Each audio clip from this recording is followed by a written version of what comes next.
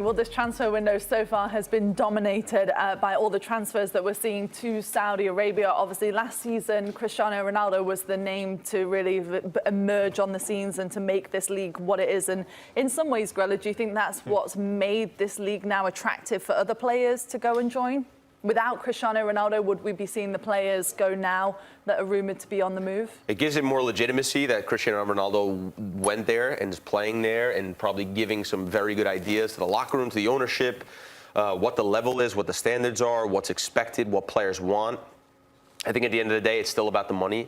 And, you know, I think that in the beginning, when you're starting a league and you want to bring a lot of eyes and attention to it, yeah, there's youth development and all that, but you have to sign big names. I mean, the MLS did it with Beckham and with obviously now with Messi. So getting that balance right of youth development, but also it's very important. You have to spend the money and you have to make investment to bring guys like Ronaldo in because it brings eyeballs, it brings legitimacy. I don't think this has anything to do with Ronaldo. This has to do with the top 4 clubs in Saudi Arabia being nationalized by the Crown Prince. Really? So you think without Ronaldo, Benzema would still be going to Saudi Arabia? Yeah, because the Crown Prince now has his investment firm, his public investment fund, has taken over 4 clubs.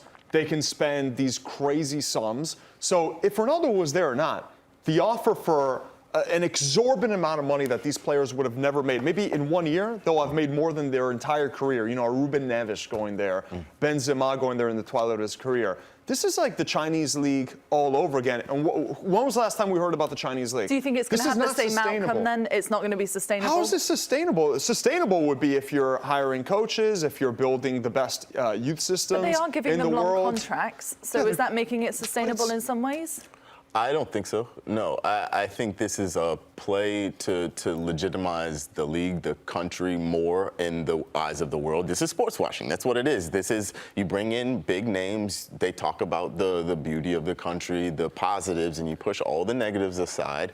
And then the goal, I think, is the 2030 World Cup. I don't know if they necessarily care about the strength of the league, the longevity of the league after that. I think the push is to legitimize so that they get the 2030 World Cup. And then from there on, I don't know. I'm not an expert, but I think the push is for the World Cup. Well, look at what Qatar did, right? They had the World Cup. So what do? All the clubs at one point had a pretty big European player.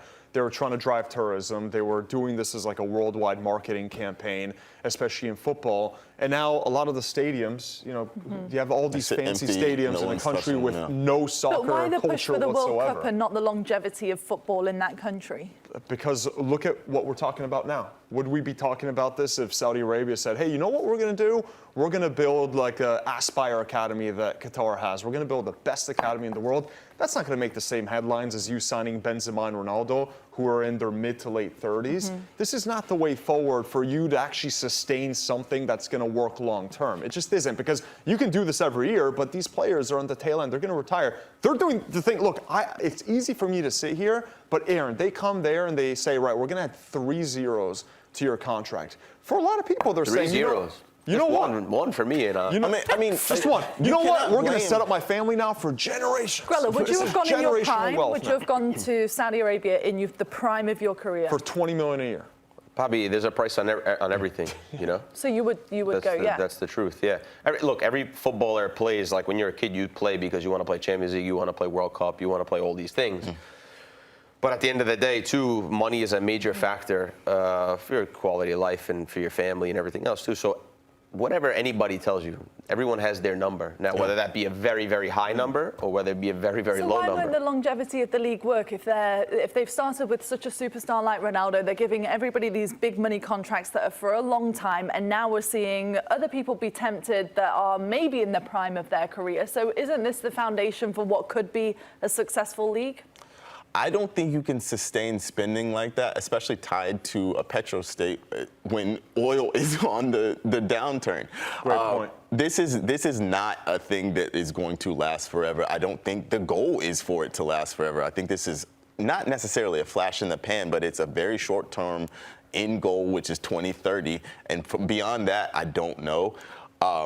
For these players individually, as much as I hate the modern football side of this, the other side of it, that Saudi Arabia is coming in and spending all this money to change the game in this, what I feel is a negative fashion, if you're a player, I cannot blame any of these guys. There is a ticking clock on every single player's career.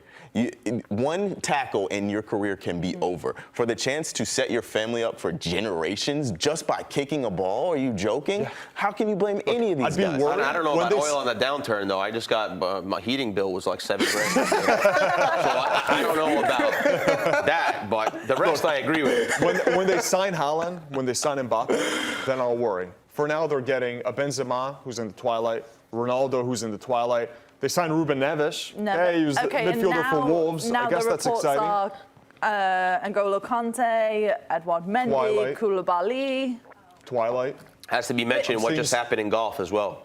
Very similar thing. Yeah. You know, what they kind of just hijacked a little bit or took over the PGA Tour. Now they're involved, and we don't know all the details, but basically, you know, if they want to be a major player in sports and they make these investments, then there's no reason why they can't be. And if they bring in Ronaldo, Benzema, and N'Golo Kante, you know, to try to bring Messi to continue to do it, and they have the money to do it, then of course they're gonna force themselves into being a relevant soccer league. Is this going to have a trickle-down effect where people, you know, because we were saying, yes, the money's right, but is the level right? Is the infrastructure right?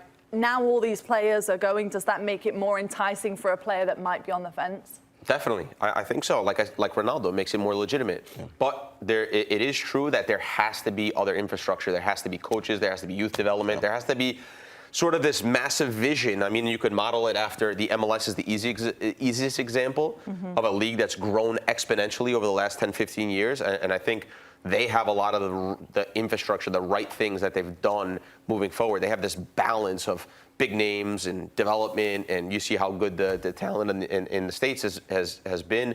The stadiums are soccer specific.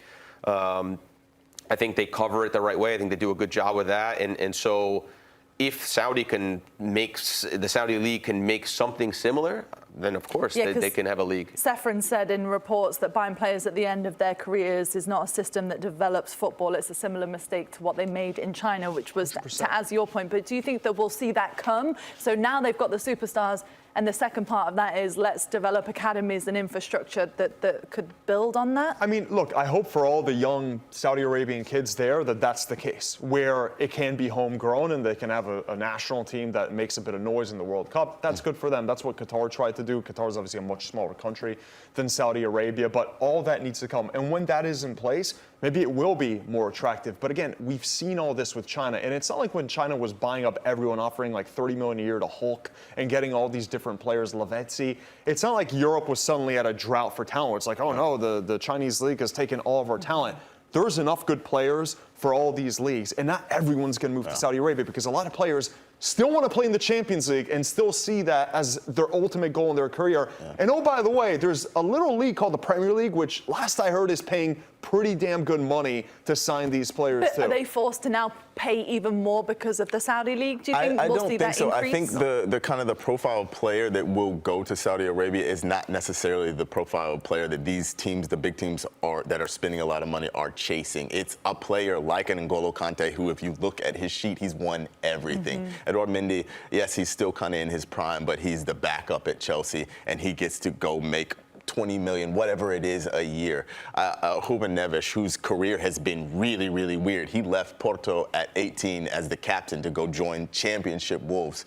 So clearly his priorities may be a little bit different from a lot of different footballers. So I think you kind of pick off players that have not necessarily trophies as their main driver, which is what these big football teams, they don't want those players. They want the guys who are here to win trophies. So I think you will, like China, you'll start to see some of these guys that are pretty big names. Some of them get picked off, but not necessarily the ones that are driven to win trophies. The thing is, though, you could say this about the MLS not long ago. You could say, well, it was a retirement league, and it was. You could bring in guys like Beckham and who was the Mexican defender? Even now, Encina. Rafa Marquez, and it was like they couldn't bring in guys in their prime, and now they're bringing in 20-year-old Brazilians, 21-year-old Argentines, the cream of the crop. But who are they paying the most money for? In South American countries, though. Who are they paying the most money for? And guess what else? They're bringing in Lionel Messi.